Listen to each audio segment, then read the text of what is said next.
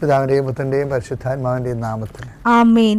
അമ്മേ പരിശുദ്ധമേ, അമ്മേ പരിശുദ്ധമേ, ദൈവമാതാവേ, കൃപാസനത്തിലൂടെ ഞങ്ങൾക്കും ഞങ്ങളുടെ ദേശത്തിനും അമ്മ മധ്യസ്ഥം തേടി തന്ന എല്ലാ അനുഗ്രഹങ്ങൾക്കും കൃപകൾക്കും ഞങ്ങളിപ്പോൾ ഹൃദയം നിറഞ്ഞ നന്ദി പറയുന്നു. അമ്മേ പരിശുദ്ധമേ, ദൈവമാതാവേ, 2004 ഡിസംബർ 7 തീയതി ഉച്ചകഴിഞ്ഞ് 2:30 കൃപാസനത്തിൽ സംഭവിച്ച അമ്മയുടെ പ്രത്യക്ഷപ്പെടലിനെ കുറിച്ച് തിരുസഭയ്ക്ക് സമർപ്പിച്ചിരിക്കുന്ന പഠനരേഖകളുടെ മേൽ സഭാത്മകമായ പഠനം ആരംഭിക്കുവാൻ ഞങ്ങൾ പ്രാർത്ഥിക്കുന്നു.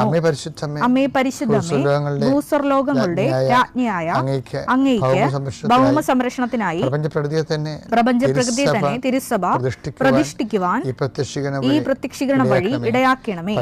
പരിശുദ്ധമ്മേ, ജപമാല മാതാവേ, സകല കൃപാസനം പ്രാർത്ഥനകളോടും ചേർത്ത് ഞങ്ങളിപ്പോൾ പ്രാർത്ഥിക്കുന്ന ഈ കുടുംബത്തിന്റെ പ്രത്യേക നിയോഗം.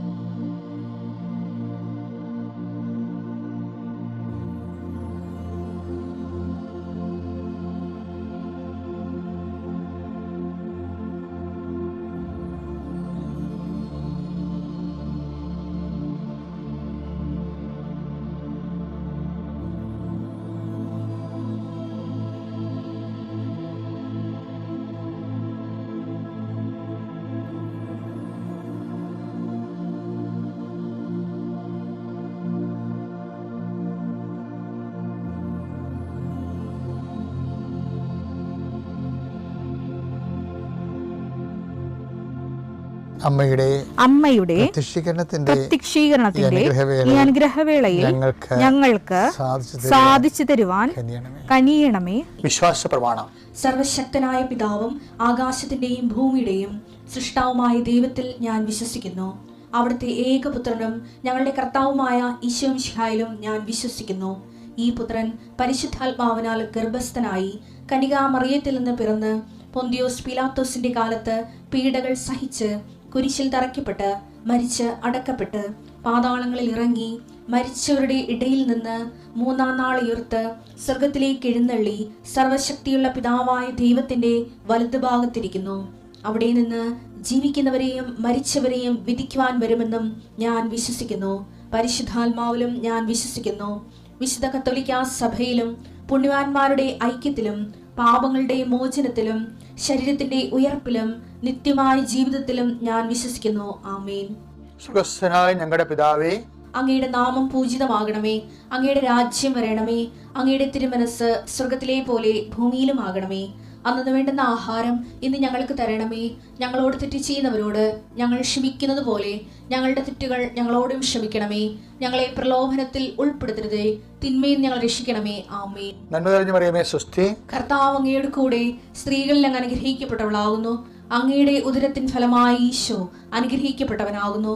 പരിശുദ്ധ മറിയമേ, തമ്പുരാന്റെ അമ്മേ, പാപികളായ ഞങ്ങൾക്ക് വേണ്ടി ഇപ്പോഴും ഞങ്ങളുടെ മരണസമയത്തും തമ്പുരാനോട് അപേക്ഷിക്കണമേ. ആമേൻ. കർത്താവിന്റെ ഉന്നതമായ നാമത്തിന് സ്തോത്രം ചെയ്യുന്നു. കർത്താവിന്റെ വിശുദ്ധ പൗരോഹിത്യത്തെ മഹത്വപ്പെടുത്തണമേ. കർത്താവിൽ സഭയിലുള്ള സാന്നിധ്യം പ്രകടമാക്കണമേ. അലങ്കോലം പിടിച്ച കുടുംബങ്ങളെ, കോലാഹലപ്പെട്ട കുടുംബങ്ങൾ, തമ്മിൽ സ്പർദ്ധയുള്ളവരെ, കണ്ടാൽ എതിർക്കുന്നവരെ, പരസ്പരം തകർച്ച ആഗ്രഹിക്കുന്നവരെ, സ്വന്തം രക്തത്തിലുള്ളൊരു പോലും കേസിൽ കുടുക്കി പരാജയപ്പെടുത്താൻ ആഗ്രഹിക്കുന്നവരെ, പൈശാചിക ശക്തിയാൽ ബന്ധിക്കപ്പെട്ട കുടുംബങ്ങളെ യേശുക്രിസ്തു നാമത്തിലെ യേശു വിശ്വസിക്കുന്നതിൻ്റെ അശക്തിയാൽ അതിൻ്റെ ബാധിച്ചിരിക്കുന്ന എല്ലാവിധ തിന്മകളും അഴിഞ്ഞു മാറട്ടെ എന്ന് ഈശോനാമത്തിൽ കൽപ്പിക്കുന്നു. കർത്താവ് നിന്റെ വിശുദ്ധ പൗരോഹിത്യത്തെ മഹത്വപ്പെടുത്തണമേ. കർത്താവ് സഭയിലുള്ള സാന്നിധ്യം കാണിച്ചു തരണമേ. കർത്താവ് പ്രാർത്ഥന, അതുപോലെ തന്നെ പ്രയാസങ്ങൾ എല്ലാം കടകോല് പോലെ കർത്താവെ ജീവിതത്തിൽ കടഞ്ഞുകൊണ്ട് കൃപയാകുന്ന വെണ്ണ തെളിക്കാൻ വേണ്ടി ദൈവത്തിൻ്റെ പദ്ധതിയാണെന്നുള്ള ബോധത്താൽ ഞങ്ങളെ അഭിഷേകം ചെയ്യണമേ. എൻ്റെ കർത്താവിനുതമായ നാമത്തിൽ ജോലി ചെയ്യുന്നവരെ ആശീർവദിക്കുന്നു, ജോലി തേടുന്നവരെ ആശീർവദിക്കുന്നു, ജോലി നഷ്ടപ്പെടാൻ പോകുന്നതിൻ്റെ പേര് സങ്കടപ്പെടുന്നവരെ ആശീർവദിക്കുന്നു, വിദേശങ്ങളിൽ ജോലി നഷ്ടപ്പെട്ട് തിരിച്ചു പോരാൻ വേണ്ടി ഗതികേട്ട് വരുന്നവരെ അത് അവിടെ തന്നെ നിലനിർത്തുന്നതിന് വേണ്ടിയുള്ള ദൈവിക തീരുമാനം ഉണ്ടാകാൻ വേണ്ടി പ്രാർത്ഥിക്കുന്ന കർത്താവെ, നാട്ടിലെ കടങ്ങളാലും ജോലിയില്ലാതെയും വിഷമിച്ചും ജോലിയില്ലാതെയും വിഷമിച്ചുമൊക്കെ അലയുകയും പ്രയാസപ്പെടുകയും മാസങ്ങളും ആയിട്ട് ആശുപത്രിയിൽ തന്നെ കഴിയുന്നവരുണ്ട് ഈശോയെ. രഹസ്യം പുറത്തു വരാൻ പറ്റുന്നില്ലെങ്കിലും തങ്ങൾ നോക്കുന്ന രോഗി എങ്ങനെ മരിച്ചു കിട്ടിയാൽ കൊള്ളാവുന്ന ആഗ്രഹിക്കുന്ന മാനുഷികമായ ബലഹീനരായ മക്കളുണ്ട് കർത്താവേ. അവരെല്ലാവരും സമർപ്പിച്ച് പ്രാർത്ഥിക്കുന്ന കർത്താവേ. അങ്ങനെയുള്ള രോഗികളെ അവർ തന്നെ സ്വയം പ്രാകുന്നു കർത്താവേ. അങ്ങോട്ട് വിളിച്ചാൽ മതിയായിരുന്നല്ലോ എന്നൊക്കെ ഓർത്തിട്ട് സ്വയം പഴിക്കുന്നവരുണ്ട് ഈശോയെ. അവരെല്ലാം ശക്തിപ്പെടുത്താൻ കുരിശിൻ്റെ ചുവട്ടിരുന്ന മറിയം, കന്യാസി മറിയം അമ്മയുടെ ശക്തിയാൽ നിങ്ങളെ ശക്തീകൃതനാകാൻ വേണ്ടി ഈശോ നാമത്തെ ആശീർവദിച്ച് പ്രാർത്ഥിക്കുന്നു. എൻ്റെ കർത്താവിൻ്റെ ഉന്നതമായ നാമത്തിൽ ജോലി നഷ്ടപ്പെട്ടവരെ, വീട് നഷ്ടപ്പെട്ടവരെ, സമാധാനം നഷ്ടപ്പെട്ടവരെ, സാമ്പത്തിക തകർച്ച വന്നുപോയവരെ, എല്ലാ തരത്തിലും കുടുങ്ങിയിരിക്കുന്നവരെ എല്ലാം യേശുനാമത്തിൽ അഴിച്ചുവിടപ്പെടുകയും നിങ്ങൾ സന്ധിക്കപ്പെടുകയും ചെയ്യട്ടെ. പിതാവും പുത്രനും പരിശുദ്ധ സർവ്വീശ്വരൻ നീക്കുവാമേ. അപ്പോൾ ഇന്നലെ നമ്മൾ ചൊവ്വാഴ്ച ജൂലൈ 22-ാം തീയതി ചൊവ്വാഴ്ച കണ്ടത് എന്താണ് സംഭവം? അതായത് ദൈവത്തിന് ഇഷ്ടമുള്ളവരായി ജീവിക്കാൻ അവിടുന്ന് അയച്ചവനിൽ വിശ്വസിക്കണം. അതാണ് യോഹന്നാൻ 6:28-29. അപ്പോൾ അവർ ചോദിച്ചു അങ്ങോട്ട് ദൈവഹിതം അനുസരിച്ച് പ്രവർത്തിക്കുന്നവരാകാൻ ദൈവത്തിന് ഇഷ്ടപ്പെട്ട രീതി അതാണ് കണ്ട. അതൊക്കെ ദൈവഹിതം എന്താ ഇഷ്ടം? ദൈവത്തിന് ഇഷ്ടപ്പെട്ട രീതിയിൽ പ്രവർത്തിക്കുന്നവരാകാൻ ഞങ്ങൾ എന്ത് ചെയ്യണം? യേശു മറുപടി പറഞ്ഞു. യേശുവിന് റെഡിമെയ്ഡ് ആൻസർ ഉണ്ട്. യേശു മറുപടി പറഞ്ഞു, ഇതാണ് ദൈവഹിതം അനുസരിച്ചുള്ള പ്രവൃത്തി. അവിടുന്ന് അയച്ചവനിൽ വിശ്വസിക്കുക. അവിടുന്ന് അയച്ചവനിൽ വിശ്വസിക്കുക. ആരാണ് വിശ്വസിക്കേണ്ടത്? ദൈവം അയച്ചവനിലുള്ള വിശ്വാസമാണ് ദൈവത്തിന് ഇഷ്ടമുള്ള പ്രവൃത്തി എന്ന് പറയുന്നത്. അയച്ചവൻ ക്രിസ്തുവാണ്. ക്രിസ്തുവിലുള്ള വിശ്വാസം നമുക്കൊരു ആശയപരമായ വിശ്വാസം ഉണ്ടാകാം. പക്ഷേ ദൈവത്തിന് സ്വീകാര്യമാകുന്നത് എപ്പോഴും കംപ്ലീറ്റ്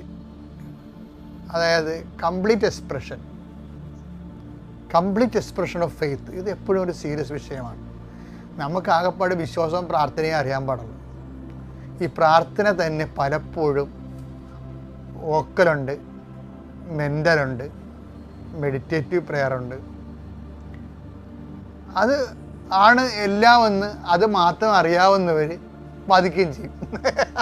ഭയങ്കര ഗതികളാണ്. ഇപ്പം മെൻ്റൽ പ്രയർ അറിയാവുന്നവർ പറയും ലോകത്തിലെ ഏറ്റവും വലിയ സംഭവം മെൻ്റൽ പ്രയറാണെന്ന് പറയും, മനനധ്യാനം എന്ന് പറയും. വോക്കൽ പ്രയർ അറിയാവുന്നവർ പറയും വോക്കൽ പ്രയറാണ് ലോകത്തിലെ കാര്യം. അവർക്ക് അതേ അറിയാൻ പാടുള്ളത്. അതാണ് അവിടെ ആധ്യാത്മിക പാപ്പരത്വമാണ് പറയണത്. ശരിക്കും വിശ്വാസത്തിൻ്റെ എക്സ്പ്രഷൻസ് എന്ന് പറയുന്നത് എന്താണ്? പ്രവൃത്തിയാണ്. പ്രാർത്ഥന പോലെ തന്നെ പ്രാർത്ഥന അതിൻ്റെ അകത്ത് ഒരു എക്സ്പ്രഷൻ മാത്രമാണ്. പിന്നെന്താണ്? നീതീകരിക്കുന്നത് പ്രാർത്ഥന മൂലമല്ല. വിശ്വാസത്തിൻ്റെ പ്രവൃത്തികളിൽ ഒന്നാണ് പ്രാർത്ഥന. പിന്നെന്താണ്? യേശുവിനെ കൈമാറുന്ന പ്രവർത്തനങ്ങളുണ്ട്. പ്രാർത്ഥന വല്ല പ്രവർത്തനമല്ലേ? വിശ്വാസ പ്രവർത്തനങ്ങളെന്ന് പറയുന്നത് യേശുവിൻ്റെ കേന്ദ്രീകൃതമായ പ്രവർത്തനങ്ങളാണ്. അപ്പം ഇപ്പം ഞാനൊക്കെ ആണെങ്കിൽ എന്താണ് ഇപ്പം നിങ്ങൾക്കറിയാം. ഇപ്പം നിങ്ങൾ എന്നെ കേൾക്കുന്നുണ്ട് ഇല്ലേ? നിങ്ങൾ ഷെയർ ചെയ്യുകയും ചെയ്യുന്നുണ്ട്. എന്തുകൊണ്ടാണ് നിങ്ങൾക്ക് ഈ ഐഡിയ ഒക്കെ കിട്ടുന്നത്? രാവിലെ എഴുന്നേൽക്കണമെന്നും നിങ്ങളോട് ഇങ്ങനെ സംസാരിക്കണമെന്നും പരിശുദ്ധാത്മാവ് നമ്മളെ നയിക്കുകയാണ്. അപ്പോൾ ആയിരക്കണക്കിന് മനുഷ്യരാണ് ഇത് കേൾക്കുന്നത്. രാവിലെ കേൾക്കുന്നത് എന്തിനാണ്? അന്ന് അവരുടെ ജീവിതത്തിന് വേണ്ടി പ്രാർത്ഥിക്കും. എന്താ കാര്യം? നമുക്ക് ജനങ്ങൾക്ക് വേണ്ടി പ്രാർത്ഥിക്കണത് എന്തുകൊണ്ടാണ് പ്രാർത്ഥിക്കുന്നത്? വാഗ്ദാനങ്ങളുണ്ട്. വിശ്വാസിയെ സംബന്ധിച്ചിടത്തോളം നമുക്ക് കുറേ വാഗ്ദാനം കിട്ടിയിട്ടുണ്ട്. എന്താണ് വാഗ്ദാനം? നീ എവിടെ പോയാലും നിൻ്റെ കൂടെ ഞാനുണ്ടാകും. അപ്പോൾ എൻ്റെ ജോലി എന്താണ്? അങ്ങനെ പറഞ്ഞ വാഗ്ദാനങ്ങളെ നിങ്ങളെ അനുസ്മരിപ്പിക്കുമ്പോൾ നിങ്ങൾ ആ ബോധത്തിലൂടെ ആയിരിക്കും നിങ്ങൾ ഓരോ ദിവസവും ജീവിച്ച് തീർക്കണത്. ആ വിശ്വാസം ആ ജീവിതം എന്ന് പറയുന്നത് വിശ്വാസ ജീവിതമാണ്. നമുക്ക് ജീവിതം എന്ന് പറഞ്ഞാൽ വിശ്വാസ ജീവിതമാണ്. ജീവിതം പലർക്കും പല രീതിയിലാണല്ലോ. പക്ഷെ അൾട്ടിമേറ്റ് ആയിട്ടെന്ന് പറയുന്നത് ഒരു ദൈവ പൈതലിനെ സംബന്ധിച്ചിടത്തോളം ജീവിതം എന്ന് പറയുന്നത് വിശ്വാസ ജീവിതമാണ്. എൻ്റെ പേര് വിദുൽ ജോസ്. ഞാൻ പാലായിൽ നിന്ന് വരുന്നു. ഞാൻ 2022 ഏപ്രിലാണ് ആദ്യമായിട്ട് ഉടമ്പടി എടുത്തത്. ഞാൻ ഉടമ്പടി എടുക്കുന്നതിന് ഒരു 1.5 വർഷം മുമ്പ് എൻ്റെ ഹസ്ബൻഡുമായിട്ട് പ്രശ്നങ്ങളും പിണക്കത്തിലുമായിരുന്നു. ഞാനിവിടെ വന്ന് ഉടമ്പടി എടുത്തതിന് ശേഷം അതെല്ലാം പതിയെ സോൾവ് ആവുകയും ഇപ്പോൾ ഒരു പ്രശ്നങ്ങളുമില്ല. അതിനുശേഷം ഞാൻ വേറൊരു നിയോഗം കൂടി വെച്ചിരുന്നു. എൻ്റെ 4 വയസ്സുള്ള മോന് ഒരു ഉടമ്പടി എടുക്കുന്നതിന് 1 വർഷം മുമ്പ് ഒരു വർഷമായിട്ട് നിരന്തരം പനിയും കഫക്കെട്ടും എല്ലാമായിട്ട് ഫുൾ ആൻറ്റിബയോട്ടിക്സും ഇഞ്ചക്ഷനും എല്ലാമായിട്ട് ഹോസ്പിറ്റലിൽ അഡ്മിറ്റ് ആവാൻ മാത്രമേ അവന് സമയം ഉണ്ടായിരുന്നുള്ളൂ. ഫുൾ ടൈം എല്ലാ മാസവും തന്നെ അഡ്മിറ്റ് ആവേണ്ട അവസ്ഥയായിരുന്നു. ഞാനിവിടെ വന്ന് ഉടമ്പടി എടുത്തതിന് ശേഷം അവന് പിന്നീട് ഒരിക്കലും അങ്ങനെ അഡ്മിറ്റ് ആവേണ്ടിയൊന്നും വന്നിട്ടില്ല. എങ്കിൽ പോലും അവന് അഡിനോയിഡിൻ്റെ ഒരു പ്രശ്നമുണ്ടായിരുന്നു. അതിനെ പ്രതി ഇടയ്ക്കിടയ്ക്ക് നിരന്തരമായിട്ടുള്ള പനി വരുമായിരുന്നു, പനി മാത്രം. പനി കൂടുകയും അത് പിന്നെ ഡോക്ടർമാർ ഓപ്പറേറ്റ് ചെയ്താൽ മാത്രമേ പനി പോകുള്ളൂ എന്നുള്ള അവസ്ഥ വരെയായി. പനിയോടുകൂടെ ഭയങ്കരമായിട്ട് ബ്രീത്തിങ് പ്രോബ്ലംസും ഉണ്ടായിരുന്നു. ഭയങ്കരമായിട്ട് തുറന്ന് ഭയങ്കര സൗണ്ടിൽ ശ്വാസം എടുത്ത് ഉറങ്ങേണ്ട, രാത്രിയിൽ അവന് ഉറക്കം ശരിയാവുന്നേ ഉണ്ടായിരുന്നില്ല. മാസങ്ങളായിട്ട് അങ്ങനെ ഒരു പ്രശ്നത്തിലായിരുന്നു.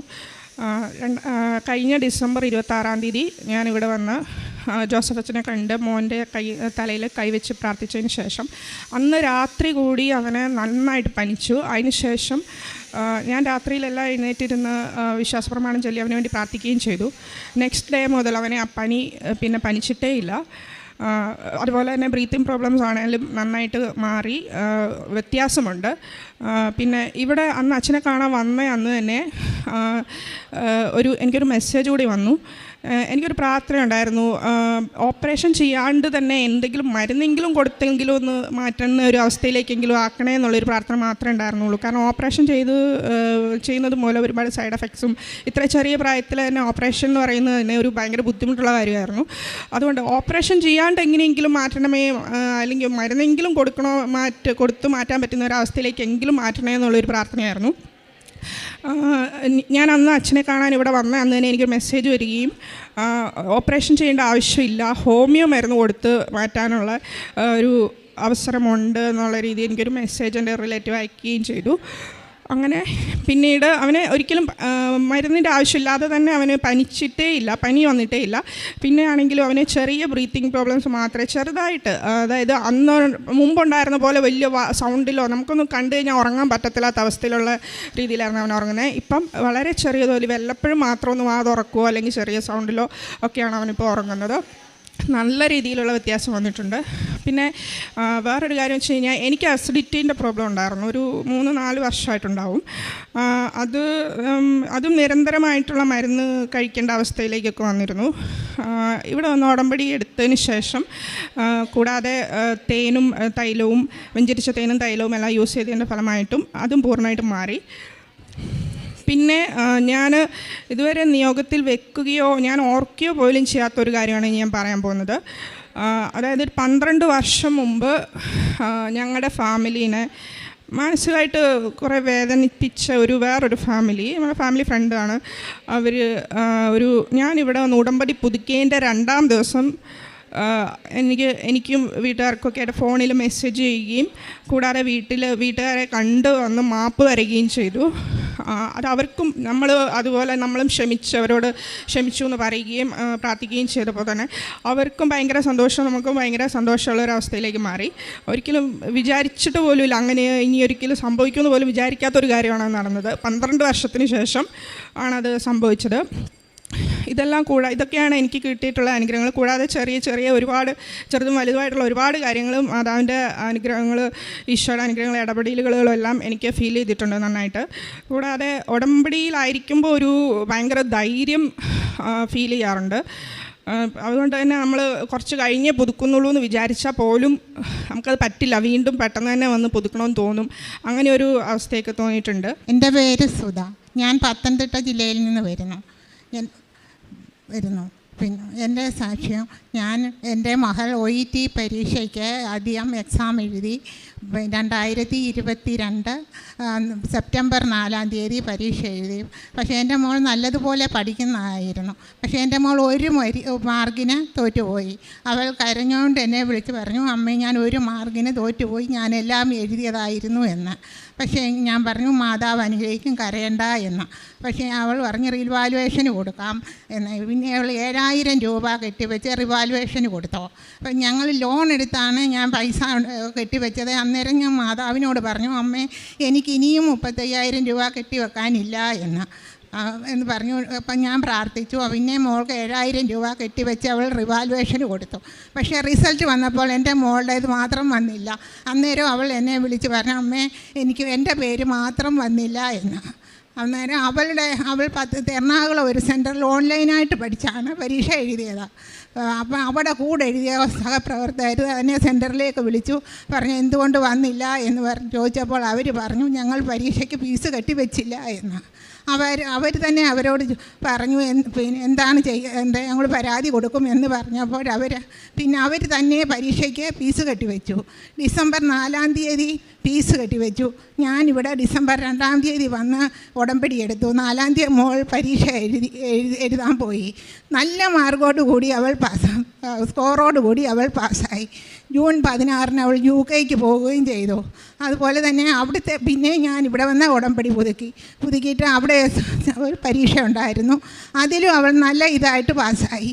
അങ്ങനെ അത് കഴിഞ്ഞ് ഞാനിവിടെ നിയോഗം വെച്ചപ്പോൾ എൻ്റെ മനസ്സിൽ തോന്നിച്ചു എനിക്കൊരു വീട് ഇല്ല, എനിക്ക് ചെറിയ വീടാണ്, ഒരു വീട് വേണമെന്ന്. അപ്പോൾ അങ്ങനെ ഞാൻ നിയോഗം വെച്ചു.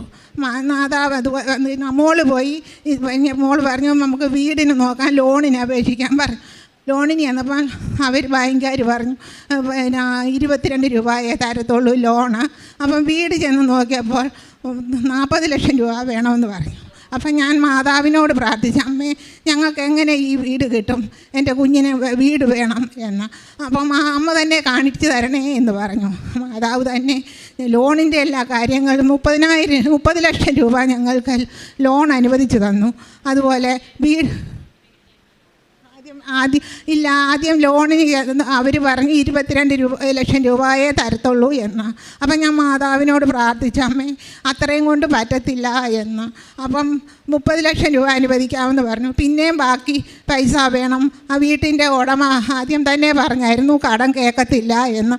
അപ്പം ഞാൻ എന്ത് ചെയ്തു, ഉപ്പ് കൊണ്ടുപോയി വിശ്വാസ പ്രമാണം ചൊല്ലി ആ വീടിൻ്റെ ഗേറ്റിലിട്ടു. അപ്പോഴാ വീട്ടിൻ്റെ ഉടമ വന്നപ്പോൾ പുള്ളി ഇങ്ങോട്ട് ഞാൻ പറഞ്ഞ അമ്മ സംസാരിക്കണേ എന്ന്. ആ അന്നേരം ആ വീടിൻ്റെ ഉടമ ഞങ്ങളോട് പറയുകയാണ്, നിങ്ങൾ ബാക്കി പൈസയ്ക്ക് പിന്നെ എനിക്ക് ചെക്ക് എഴുതി തന്നാൽ മതി, 3-4 മാസത്തിന് ഇളവിന് നിങ്ങൾ തന്നു കുഴപ്പമില്ല എന്ന്. അതുപോലെ അപ്പം ഞങ്ങളിങ്ങനെ വീട്ടിലിരുന്ന് സംഘപ്പെട്ടപ്പോൾ ഞങ്ങളുടെ ബന്ധു തന്നെ ഞങ്ങളോട് ഇങ്ങോട്ട് പറഞ്ഞു, നിങ്ങൾക്ക് ഞാൻ പൈസ തരാം. ഞങ്ങൾ അവരോട് ചോദിക്കാതെ തന്നെ അവർ ഞങ്ങൾക്ക് ഇങ്ങോട്ട് പൈസ തന്നു. അങ്ങനെ ഞങ്ങൾ ഈ മാർച്ച് 2-ാം തീയതി വീട് എഴുതി.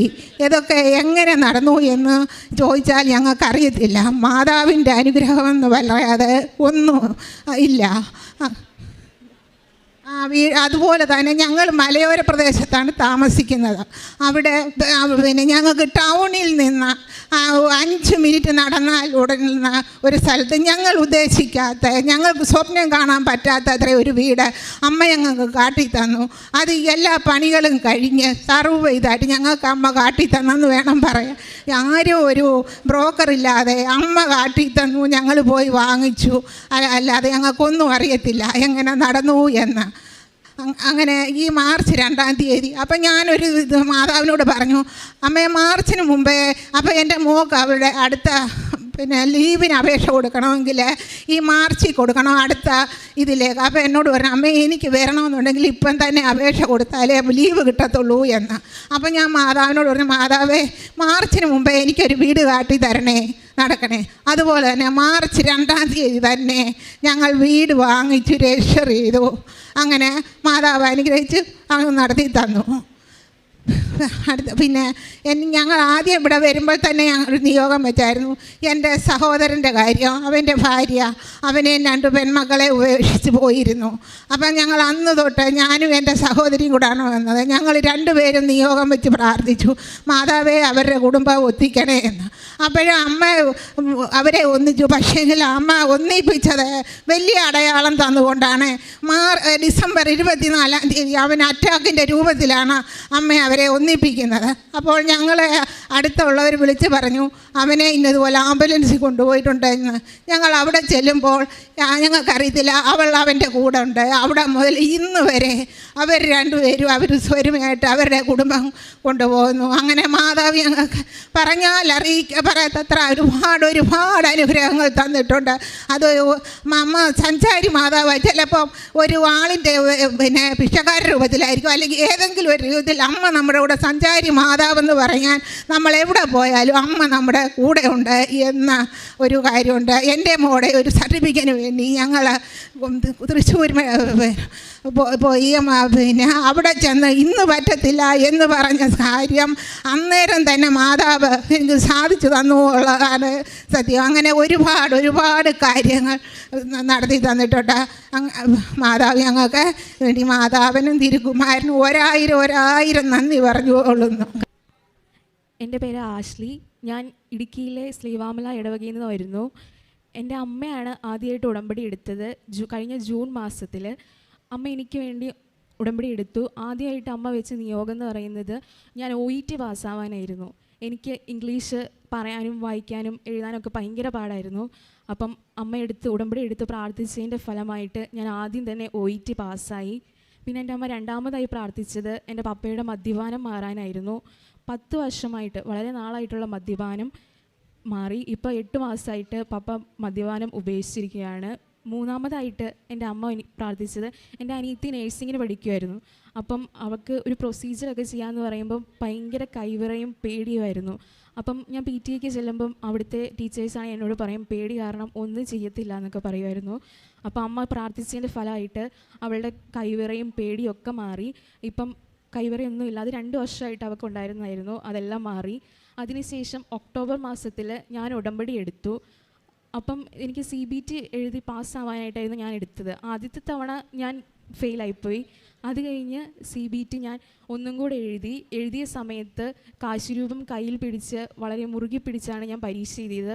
ഓരോ ക്വസ്റ്റ്യൻ വായിക്കുമ്പോൾ എനിക്ക് അറിയില്ലാത്ത ക്വസ്റ്റ്യനൊക്കെ എനിക്ക് ശരി ഉത്തരം കാണിച്ചു തരണേന്ന് പറഞ്ഞായിരുന്നു ഞാൻ എഴുതിയത്. അതിൻ്റെ ഫലമായിട്ട് ഞാൻ CBT 2ാമത്തെ തവണ എഴുതി പാസ്സായി. പിന്നെ ജാനുവരി മാസത്തിൽ UK ഡിവോൺ എന്ന് പറഞ്ഞ സ്ഥലത്തോട്ടുള്ള പോകാനുള്ള ഇൻ്റർവ്യൂ ഞാൻ പാസ്സായി. പക്ഷേ ഓഫർ ലെറ്റർ വരാനായിട്ട് 2ാമത്തെ ഓഫർ ലെറ്റർ വരാനായിട്ട് കുറേ സമയമുണ്ട്. അത് അറിയത്തില്ലായിരുന്നു. അപ്പോൾ ഏജൻസിയെ വിളിച്ച് ചോദിക്കുമ്പോൾ അവർ പറഞ്ഞുകൊണ്ടിരുന്നത് വരും, ഓഫർ ലെറ്റർ വരും എന്നൊക്കെയായിരുന്നു. അപ്പം കുറേ നാളായി വരാതിരുന്നു. അപ്പം ഞാൻ മാർച്ച് 3 എന്നൊരു ഡേറ്റ് വെച്ച് മാതാവിൻ്റെ അടുത്ത് പ്രാർത്ഥിച്ചു. അതിൻ്റെ ഫലമായിട്ട് എനിക്ക് ഓഫർ ലെറ്റർ പെട്ടെന്ന് വരികയും പിന്നെ COS വന്നു, വിസ ഇപ്പോൾ എനിക്ക് കിട്ടി. അന്നേരം അതിനിടയ്ക്ക് ഒരു പുറത്തുനിന്ന് ഒരു ആളിനോട് ചോദിച്ചു ഏപ്രിലിൽ വരാൻ ഇഷ്ടമുണ്ടോ എന്ന്, മാർച്ച് 3-ാം തീയതി. അപ്പം ഉണ്ടെന്ന് പറഞ്ഞപ്പോഴാണ് എനിക്ക് ഓഫർ ലെറ്ററും COS ഒക്കെ കിട്ടിയത്. അത് കഴിഞ്ഞ് ഈ ഏപ്രിൽ 27-ന് ഞാൻ പുറത്തോട്ട് പോവുകയാണ്. ഒത്തിരി അനുഗ്രഹങ്ങൾ തന്ന അമ്മയ്ക്ക് ഒരുപാട് നന്ദി പറയുന്നു. നന്ദി. എൻ്റെ പേര് ഷീന സജി. ഞാൻ കോഴിക്കോട് കൂടരഞ്ഞിയിൽ നിന്ന് വരുന്നു. എൻ്റെ മോന് കിട്ടിയ ഒരു രോഗസൗഖ്യത്തെക്കുറിച്ച് സാക്ഷ്യം പറയാനായിട്ടാണ് വരുന്നത്. മോന് ചെവിവേദനയും ജലദോഷവുമായിരുന്നു. ജലദോഷവുമായിട്ട് ഞങ്ങൾ 2-3 ആശുപത്രിയിൽ കൂടെ കൊണ്ടുപോയി മരുന്ന് മേടിച്ചു കൊടുത്തു. ഡോക്ടർ പറഞ്ഞു സാധാ ജലദോഷമാണ്, പനിയാണെന്ന് പറഞ്ഞു. അങ്ങനെ മൂക്കിലിറ്റിക്കാനും ചെവിയിലൊഴിക്കാനും ഒക്കെ മരുന്ന് തന്നു. അതിങ്ങനെ ഒഴിച്ചു കൊടുത്തുകൊണ്ടിരുന്നു. എന്നാലും ചെവിയുടെ വേദന മാറുകയോ പനി പോവുകയോ ചെയ്തിരുന്നില്ല. ഒരു ദിവസം രാത്രിയിൽ ഒരു 2 മണിയായപ്പോൾ മകനൊരു കരച്ചിൽ കേട്ട് ഞാൻ ഓടിച്ചെന്ന് നോക്കിയപ്പം മകൻ്റെ ചെവിയിൽ നിന്ന് അതിശക്തമായിട്ട് ബ്ലഡ് വരികയും ആ ബ്ലഡ് ഇങ്ങനെ ഒലിച്ചു ഇറങ്ങുകയാണ്. അപ്പോൾ തന്നെ ഞാൻ ഹസ്ബൻഡിനെയും പിള്ളേരെയൊക്കെ വിളിച്ചു വേഗം കൊച്ചിൻ്റെ ചെവിയിൽ നിന്നും ബ്ലഡ് വരുവാന്ന് പറഞ്ഞു.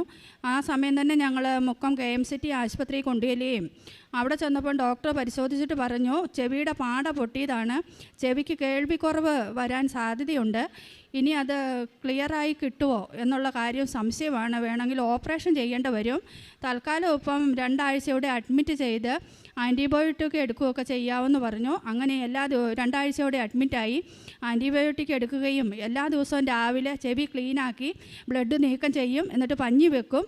അങ്ങനെയായിരുന്നു. അങ്ങനെ 2 ആഴ്ച കഴിഞ്ഞപ്പോൾ ഞങ്ങൾ വീട്ടിലേക്ക് കൊണ്ടുപോയി. വീട്ടിൽ കൊണ്ടുവന്നാലും ഒന്നരാടം ദിവസം ആശുപത്രിയിൽ കൊണ്ടുപോയിട്ട് ക്ലീൻ ആക്കണമായിരുന്നു. സ്കൂളിൽ പോകുകയൊക്കെ ചെയ്യുമ്പോഴും പഞ്ഞിക്കകത്ത് ചെവിയുടെ ഉള്ളിൽ പഞ്ഞി വെച്ചോണ്ടാണ് പോയിക്കൊണ്ടിരുന്നത്. അപ്പോൾ എല്ലാവരും ഇങ്ങനെ ചോദിക്കും ഇവൻ്റെ ചെവിക്ക് എന്നാ പറ്റി, എന്തിനാ ഇങ്ങനെ പഞ്ഞി വെച്ചോണ്ട് പോകുന്നതെന്ന്. അപ്പോൾ അങ്ങനെ ചെവി വേദനയായിട്ടാന്ന് പറയുമായിരുന്നു.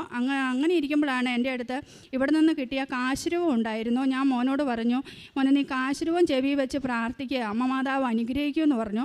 അപ്പോൾ എന്നോട് പറഞ്ഞു എനിക്ക് അന്ധവിശ്വാസമൊന്നുമില്ല, മമ്മിക്ക് വിശ്വാസം ഉണ്ടെങ്കിൽ മമ്മി തന്നെ ചെയ്തോ, ഞാൻ അങ്ങനെ ഇപ്പോൾ ചെയ്യുന്നൊന്നുമില്ല എന്ന് പറഞ്ഞു. അങ്ങനെ അവനത് വെച്ചില്ല. അപ്പോൾ ഇവൻ ഉറങ്ങുന്ന സമയം ഞാൻ നോക്കി. അപ്പോൾ ഒരു രാത്രി രാത്രി 12 മണിയൊക്കെ ആയി കഴിഞ്ഞപ്പം ഇവൻ ഉറങ്ങിക്കഴിഞ്ഞപ്പോൾ ഞാൻ ആ കാശിരവം കൊണ്ടുപോയി ഇവൻ്റെ ചെവി വെച്ച് 7 വിശ്വാസ പ്രമാണവും 7 പ്രത്യക്ഷീകരണ പ്രാർത്ഥനയും ചൊല്ലി 5ാമത്തെ പ്രത്യക്ഷീകരണ പ്രാർത്ഥന ആയപ്പോഴേക്കും എൻ്റെ കൈ മുഴുവനും കരണ്ടിൽ നിന്ന് ഷോക്ക് അടിക്കുന്ന പോലെ അതിശക്തമായിട്ട് അങ്ങോട്ട് തരിപ്പ് കയറി, ശരീരം ആകെ അങ്ങോട്ട് തരിച്ചു. ഞാൻ അപ്പം ഉറക്ക പ്രത്യക്ഷീകരണ പ്രാർത്ഥന വാക്കിയും കൂടെ ചൊല്ലി. എന്നിട്ട് ഞാൻ ആരോടും പറഞ്ഞില്ല, ഞാൻ പോയി കിടന്നു കഴിഞ്ഞിട്ട് പിറ്റേ ദിവസം നേരം വെളുത്തപ്പോൾ ഞാൻ ചോദിച്ചു. ഹലോ, എൻ്റെ പേര് രാജു നുച്ചിമണ്ണിൽ ചാലാപ്പള്ളി എന്ന് പറയുന്ന സ്ഥലത്താണ് താമസിക്കുന്നത്. ഞാൻ മലങ്കര കത്തോലിക്ക സഭയിൽ കൂടുന്ന ഒരാളാണ്. ഞാൻ 2019 ഈ കൃപാസനത്തിൽ വരാനുള്ള കാര്യം എൻ്റെ ഭാര്യ മകളുടെ അടുത്ത് നിൽക്കുകയാണ് അമേരിക്കയിൽ. അപ്പം ഞാൻ തന്നെയാണ് താമസിക്കുന്നത്. അപ്പം ഞങ്ങൾക്ക് 46 ലക്ഷം രൂപ കടമുണ്ട് വീട് വെച്ച്. അപ്പോൾ ഇവിടെ വരാൻ എനിക്ക് വലിയ താല്പര്യമൊന്നുമില്ല. അപ്പോൾ ഭാര്യ ഇങ്ങനെ നിരന്തരമായി എന്നോട് പറയുകയാണ്, നിങ്ങൾ കൃപാസനത്തിലൊന്ന് പോയി ഒന്ന് പ്രാർത്ഥിച്ചാൽ നമ്മുടെ കടം തീരുമെന്നൊക്കെ എന്നോട് പറയുന്നുണ്ട്. അപ്പോൾ എനിക്കതിൻ്റെ ഇവിടുത്തെ നിയമങ്ങളും ചട്ടങ്ങളും ഒക്കെ സഹിക്കുന്നത് വലിയ പാടായിട്ട് ഞാൻ വരണമെന്ന് ആശിച്ചില്ല. അങ്ങനെ ഇരിക്കുമ്പോൾ എനിക്ക് തോന്നി ഒരു ദിവസം പോയേക്കാം എന്ന് വിചാരിച്ചു കഴിഞ്ഞ് ഞാനിവിടെ വന്നു, ഉടമ്പടി എടുത്തു. 373ാമത്തെ നമ്പറും കണ്ടു കിട്ടി 2019. ആ ഉടമ്പടി ഞാൻ എടുത്തിട്ട് ഡെയിലി പ്രാർത്ഥനയൊന്നും എൻ്റെ കൂടെ നടക്കാതെ വന്നു. അങ്ങനെ ആയപ്പോഴത്തേക്ക് നമ്മുടെ ഉടമ്പടിയിൽ മുന്നോട്ടുള്ള പോക്ക് കൂടി. അപ്പം 19, 20, 21, 22, 23 അപ്പോൾ ഭാര്യയിനിടയ്ക്ക് പറയും, അച്ഛനെ കാണുന്നുണ്ട് എല്ലാവരും, നിങ്ങൾക്ക് അച്ഛനെ പോയി കാണല്ലോ. ഞാൻ പറഞ്ഞു, അച്ഛനെ പോയി കാണാൻ തക്കണം, ഞാൻ അതുപോലെ പ്രാർത്ഥിക്കുന്നൊന്നുമില്ലല്ലോ, നീ അവിടെ നിന്ന് പ്രാർത്ഥിക്കുമെന്ന് പറയും. അരമണിക്കൂർ അവളെ ഏൽപ്പിച്ചു. അങ്ങനെ മുന്നോട്ട് പോയി കഴിഞ്ഞപ്പോൾ പത്രം ഞാൻ ഇവിടുന്ന് മേടിക്കുന്നുണ്ട്. പത്രം കൊണ്ടുവന്ന് ആദ്യം 100 രൂപയുടെ പത്രം മേടിക്കും, അതുകൊണ്ടൊന്ന് ഓരോ വീട്ടിൽ കൊടുത്ത് അങ്ങനെ മുന്നോട്ട് പോയി കഴിഞ്ഞപ്പോൾ പിന്നെ ഒരു ദിവസം ഭാര്യ വിളിച്ച് പറഞ്ഞു, എൻ്റെ മൂക്കിൽ കൂടെ രക്തം വരുന്നു എന്ന് പറഞ്ഞു. ഞാൻ പറഞ്ഞു, ഞാനിവിടെ കൃപാസനത്തിൽ പോയി ഇപ്പം പ്രാർത്ഥന ശക്തമായിട്ട് കൂട്ടിയിട്ടുണ്ട് അല്പം. അപ്പം ഞാൻ പ്രാർത്ഥിക്കാം, വിശ്വാസപ്രമാണം ചൊല്ലി തൈലം പൂശി ഞാൻ എൻ്റെ നെറ്റിയിൽ തേച്ചുകൊണ്ട് ഞാൻ പ്രാർത്ഥിച്ചോളാം എന്ന് പറഞ്ഞു. അങ്ങനെ ഏതാണ്ട് 2-3 മണിക്കൂർ കഴിഞ്ഞപ്പോൾ വിളിച്ച് പറഞ്ഞു, രക്തം നിന്നു എന്ന് പറഞ്ഞു. രണ്ടാമതായിട്ട് ഞാൻ ഉടമ്പടി വെച്ചിരുന്ന കാര്യം, ഇത് ഉടമ്പടി വെച്ചിരുന്ന കാര്യമല്ല, വേറെ എൻ്റെ പറമ്പിൻ്റെ വീടിൻ്റെ പുരയ്ക്ക് മണ്ടയ്ക്കോട്ട് ഒരു മരം വലിയ കിടക്കുകയാണ്. ആ വ്യക്തിയോട് ഞാൻ പറഞ്ഞു, ആ മരം ഒന്ന് വെട്ടിത്തരണമെന്ന് പറഞ്ഞു. അതായത് ഒരു 10 മീറ്ററോളം അകലത്തെയാണെന്ന് മരം നിൽക്കുന്ന വെട്ടിത്തരത്തില്ല. അപ്പം ഞാൻ ഉടമ്പടി വെച്ച് പ്രാർത്ഥിച്ചുകൊണ്ടിരുന്നപ്പോൾ ആ മരം വെട്ടി തന്നു ആ പുള്ളി. മൂന്നാമതായിട്ട് പിന്നെ ഒത്തിരി വർഷങ്ങളായതുകൊണ്ട് എല്ലാ കാര്യങ്ങളും നിൽക്കുന്നില്ല. അപ്പോൾ മകൾ അവിടുന്ന് അമേരിക്കയിൽ നിന്ന് വിളിച്ച് പറഞ്ഞു, പപ്പ എനിക്ക് നേഴ്സാണ്, എന്നാൽ അതിൽ കൂടി അത് പഠിത്തം പഠിച്ച് ഒരു ജോലി കിട്ടുന്നില്ല. ഞാൻ പറഞ്ഞു, കൃപാസനത്തിൽ പോകുന്നുണ്ട്, ഞാൻ പ്രാർത്ഥിക്കാമെന്ന് പറഞ്ഞു. മോൾക്ക് നല്ലൊരു ജോലി കിട്ടി, ഇപ്പം നല്ല രീതിയിൽ കഴിയുന്നു. ഭർത്താവിന് കൺസ്ട്രക്ഷൻ ഫീൽഡിൽ നല്ല ഇത് കിട്ടി, അതിനുവേണ്ടി ഞാൻ കൃപാസനത്തിൽ പ്രാർത്ഥിച്ചുകൊണ്ടിരിക്കുന്നു. പിന്നെ അത് കഴിഞ്ഞ് കടങ്ങൾ വീടി. അത് കഴിഞ്ഞിട്ട് 2000 കൊറോണ ആയപ്പോൾ ഞാൻ ഇങ്ങോട്ട് വരുന്നില്ല, കൃപാസനത്തിൽ വരവില്ല. 2030-10-2022 ഞാനിവിടെ വരാനായിട്ടൊരു മുഖാന്തരം ഉണ്ടായി. ഞാൻ പത്രം കൊടുക്കുന്ന വീടുകളിലെല്ലാം ഞാൻ പോകും. അതായത് പ്രേക്ഷിത പ്രവർത്തനം എന്ന് പറഞ്ഞാൽ ഞാൻ ചെയ്യുന്നത്, പ്രായമായവർ കിടക്കുന്നവരെ കാണാൻ ആ വീട്ടിൽ പോകും. ആ വീട്ടിൽ പോയിട്ട് അവരുടെ കാര്യം എന്താണെന്ന് നോക്കുകയാണ് ഞാൻ ചെയ്തുകൊണ്ടിരിക്കുന്നത്. ഇപ്പോഴും അതാണ് ഞാൻ ചെയ്യുന്നത്. രാവിലെ ഇപ്പോൾ കാറായപ്പോൾ രാവിലെ കാറെടുത്തിട്ട് ഓരോ 2-3 വീടുകളിൽ പോയിട്ട് അവർക്ക് എന്താണ് ബുദ്ധിമുട്ട് അതേപ്പറ്റി ഞാൻ ആലോചിച്ചിട്ട് അവർക്ക് വേണ്ടി ചെയ്യാൻ പോകും. അപ്പോൾ അവിടുന്ന് ഇവിടെ വരാൻ കാരണമെന്ന് പറഞ്ഞത്, ഞാൻ ഈ പത്രം കൊടുക്കുന്ന വീട്ടിലെ അമ്മമ്മ ഞാൻ കാണാനായിട്ട് പോയപ്പോൾ എന്നോട് പറഞ്ഞു, രാജു നീ ഇപ്പം കൃപാസനത്തിൽ പോകുന്നില്ലോ എന്നോട് ചോദിച്ചു. അപ്പം ഞാൻ പറഞ്ഞു, അമ്മമ്മേ കൊറോണ ആയിട്ട് ഞാൻ പോകുന്നില്ല എന്ന് പറഞ്ഞ് ഒരു 500 രൂപ എടുത്ത് എൻ്റെ തന്നു. ഇവിടെ നേർച്ചയിടാനായിട്ട് തന്നു. ഇവിടെ കൃപാസനത്തിൽ ആരും പറഞ്ഞിട്ടൊന്നുമല്ല, അമ്മാമ്മേൻ്റെ തന്ന പൈസയാണ്.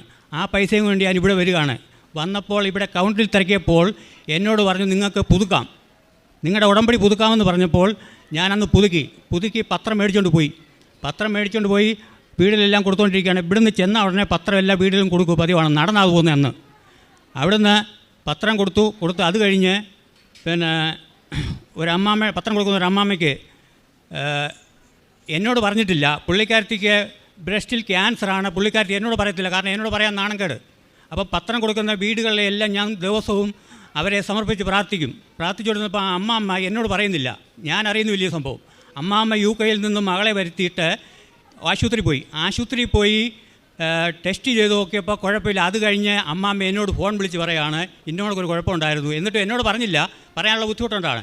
അപ്പോഴും ദൈവകൃപ ഞാനത് കണ്ടു. വേറൊരു കാര്യം, ഞാനിവിടെ പത്രം കൊണ്ട് പോകാനായിട്ട് ഞാൻ നടന്നാണ് പത്രം കൊടുക്കുന്നത്. ഓരോ വീടിലും കൊണ്ട് കൊടുക്കുകയാണ്.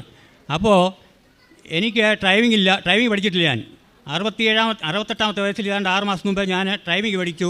അമ്മയോട് മാതാവിനോട് ഞാൻ ഒരു ദിവസം വൈകിട്ട് പ്രാർത്ഥിച്ചു, അമ്മേ ഡ്രൈവിംഗ് പഠിച്ചാൽ എനിക്ക് ഒരു വണ്ടി കിട്ടുമോ എന്ന് പ്രാർത്ഥിച്ചതിൻ്റെ ഫലമായിട്ട് ഡ്രൈവിംഗ് പഠിച്ചു. 2ൻ്റെ ലൈസൻസ് കിട്ടി. ഞാൻ വൈകിട്ട് ഇങ്ങനെ പ്രാർത്ഥിച്ചുകൊണ്ടിരുന്നപ്പോൾ അമ്മയുടെ ഈ കളറിലൊരു കാറ് എനിക്ക് സമ്പാദിച്ചു തരണമെന്ന് ഞാൻ അമ്മയോട് പ്രാർത്ഥിച്ചു. 3-ാമത്തെ ദിവസം എൻ്റെ അടുത്ത് ഒരാൾ വരികയാണ്, ഒരു കാർ കിടക്കുന്നു, നിങ്ങൾക്ക് പോയി മേടിച്ചു എന്ന് പറഞ്ഞു. വെറും 35,000 രൂപ. അവിടെ ചെന്ന് ഞാൻ മെക്കാനിക്കിനെ കൊണ്ടുപോയി. ഞാൻ എൻ്റെ പ്രൗഢി പറയുകയല്ല, ഈ സ്റ്റേജിൽ നിന്നുകൊണ്ട് നടന്ന കാര്യങ്ങൾ പറയുകയാണ്. അതായത് അവിടുന്ന് മെക്കാനിക്കിനെ കൊണ്ടുപോയിട്ട് ആ കാർ നോക്കിയപ്പോൾ ഒരു കുഴപ്പമില്ല, നല്ല വണ്ടിയാണ്. ആ വണ്ടിയിൽ ഇപ്പോൾ ഞാൻ പത്രം കൊടുത്തുകൊണ്ടിരിക്കുകയാണ്. അന്ന് എനിക്ക് ഒരു കെട്ട് പത്രമാണ് ഞാൻ മേടിക്കുന്നത്. ഇപ്പോൾ 2 കെട്ട് പത്രം മേടിക്കുന്നുണ്ട്, 200 രൂപയുടെ പത്രം മേടിക്കുന്നുണ്ട്. അപ്പോൾ അടുത്തായിട്ട് പറയാനുള്ളത്, ഈ പത്രത്തിൽ ഈ 100 രൂപയുടെ പത്രം മേടിച്ചുകൊണ്ട് ഞാൻ ഒരു അനാഥാലയത്തിൻ്റെ അവിടെ പോവുകയാണ്. അനാഥാലയത്തിൻ്റെ അവിടെ ചെന്നപ്പോൾ ഞങ്ങളുടെ കത്തോലിക്ക പള്ളി 2 പള്ളിയിലെ അച്ഛൻ ഒരിടത്താണ് താമസിക്കുന്നത്. അപ്പോൾ അച്ഛൻ ഇങ്ങനെ വരികയാണ്. ഈ അനാഥാലയത്തിൻ്റെ അവിടെ ഞാൻ ചെല്ലപ്പോൾ ഈ പത്രം കൊടുക്കാനായിട്ട് കാറ് വിട്ടിട്ട് അവിടെ നിൽക്കുമ്പോൾ അച്ഛൻ അതിലെ വന്നപ്പോൾ എന്നോട് ചോദിച്ചു, എന്താണ് ഇവിടെ നിൽക്കുന്നത്? ഞാൻ പറഞ്ഞു, കൃപാസനത്തിലെ പത്രം 2 കൊടുക്കാമെന്ന് വെച്ചാൽ വന്നത്.